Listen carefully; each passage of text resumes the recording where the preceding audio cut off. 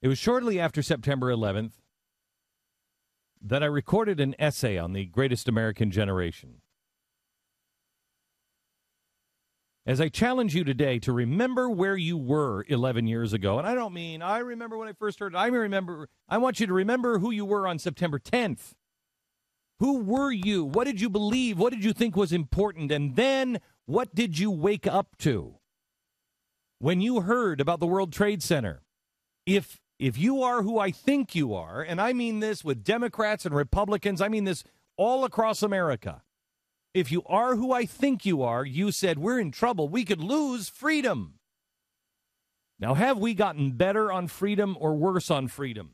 And who's the enemy? Is the enemy just on the outside, or is the enemy inside as well? And I'm not talking about the President of the United States. I'm talking about people in power that are turning us into a police state. We have drones, for the love of Pete, flying over our cities.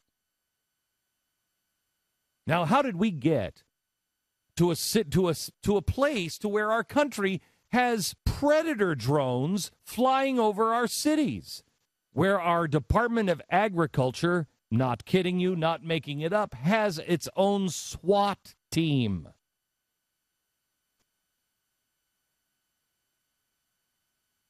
Where the President of the United States is about to put through yet another executive order, and this one controls the internet, as opposed to his other executive orders where he can scoop American citizens off the street with a stroke of a pen and hold them without warrant, without a trial.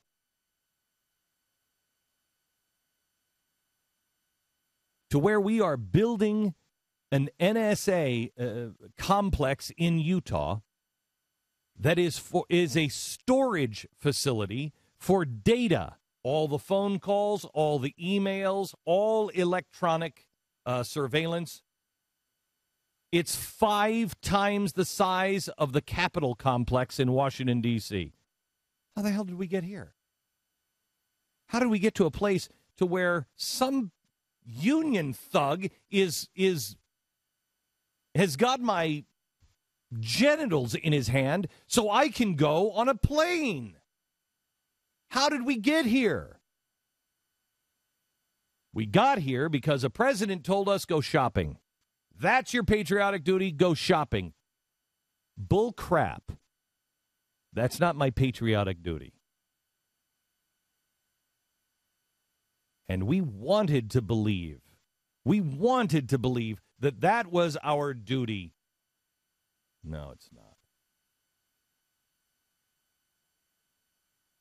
Recognize how far you've come, because you might have believed that along with me. You might have believed that 11 years ago. Well, I got to go shopping. I got to go do this. Let's go put some money in the stock market. Let's go. Bull crap. And now you know it. Now you know it. And look at what you've done. Today was the day that we changed. Tomorrow is the anniversary of the day we knew who we really were. We were good and decent to one another. We helped one another. We cared. When somebody said, hey, how are you? We wanted to know the answer.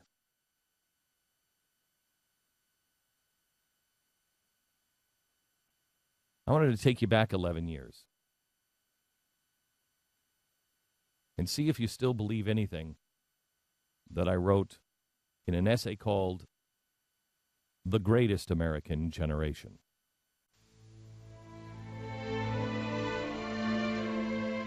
I've always believed that the greatest American generation is the one that's living in the here and the now. The question is not if this is the greatest American generation. The question was, when were we going to wake up? I remember staying at my grandparents' house in the summer when I was small. Every morning, my grandmother would open the attic door and call up, "Kids, it's time to wake up." For me, she'd have to do this a couple of times before I'd lumber out of bed and cross the cold, squeaky wooden floor. But finally, I would. and she'd be there in the kitchen ready with breakfast. My grandfather was already outside in the hen house because there was work to do. They were hardworking, good and decent people. It seemed to me that they were from not only a different time, but a different place.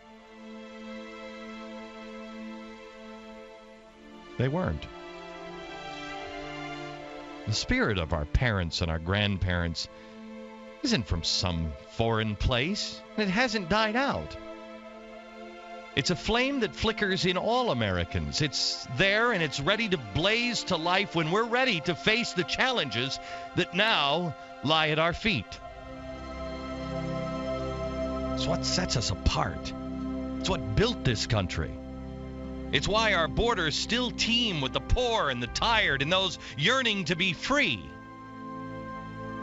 Burned with zeal in the hearts of millions of immigrants from every corner of the earth who came here in search of a better way of life. The flame that Lady Liberty holds is the American spirit, which burns deep within all of us, no matter what our race, gender, or religious background. And today, the world is watching us. It's really nothing new. It always has. Since the dawn of man, people dreamt of a better life, dreamt of a better way, of freedom.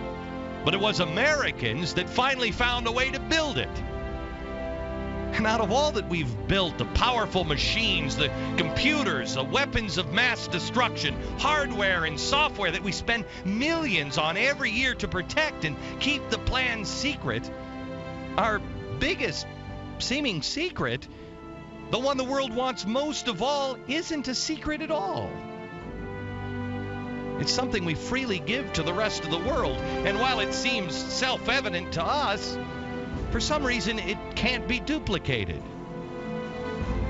Yet, it can be passed on from person to person, torch to torch. It's the American spirit. If you weren't trapped in one of those towers or on a plane or in the Pentagon, then you have great reason to humbly give thanks today. Not for our lives, but because we're the lucky ones. God hasn't forsaken us. He's awakened us. Standing at the bottom of the stairs, he's gently called out, "Kids, it's time to wake up." We've been given another chance. Thousands of years ago in Babel, a great civilization, in their arrogance, built a tower that reached the sky. It crumbled, and they were scattered. Our hard and steely symbols of power and wealth may have crumbled, but we have not been scattered. Americans aren't ever going to scatter. Let the world recognize through our actions today that those firefighters in New York are not the exception, they are the rule. Americans don't run from burning buildings, we run into them. It was a beautiful fall morning on the edge of the land created through divine providence. Coffee shops were open. Children were on their buses and people easing into another typical workday when America's greatest generation heard the voice. Kids, it's time to wake up. Several times we've ignored the voice. We've drifted back into twilight sleep muttering, I know, in a minute. But finally we are awake and out of bed, for there is much work to do. The task before us is much more daunting than what our grandparents and parents faced, but we are stronger, a more prepared nation. The torch has been passed. We are the greatest American generation. The American spirit is alive and well. Our flame has not burned out. It had just been dimmed while we were asleep.